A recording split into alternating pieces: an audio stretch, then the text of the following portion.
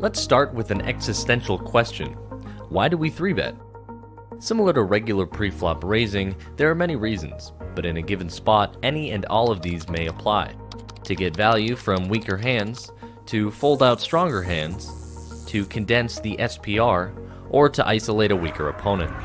It should be relatively obvious what our goal is when we 3-bet a very strong hand. We're 3-betting to grow the size of the pot, get called by worse hands, and grab the pot uncontested with some frequency as a bonus. But what about when we 3-bet with a weaker hand, or even a middle strength, more marginal hand?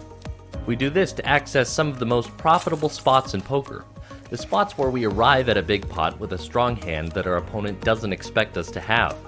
However, we also want to be able to have a range of strong hands and weaker hands on any potential board texture that might come out.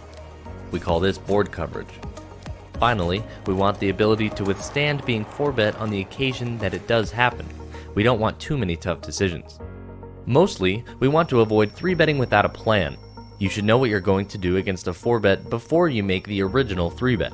Show up unprepared and you'll likely make mistakes, and either call, fold, or shove all in too often versus the 4-bet.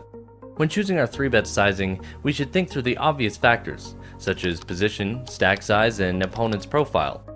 More importantly, we should drill down on what size makes our opponent's decision as difficult as possible.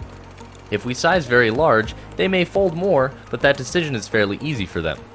If we size too small, the opposite happens, and it's another easy choice to commonly call. Generally, when you're out of position, the sizing that most trips up your opponent is going to be larger. Because they have position, you need to give them a worse price to call. This means you should raise between 3 to 5 times their original raise, depending on how deep the stacks are. If you're the one in position, you don't mind so much if they call, and you should make it anywhere between 2.5 and 4 times their raise. Finally, let's talk briefly about 4-betting.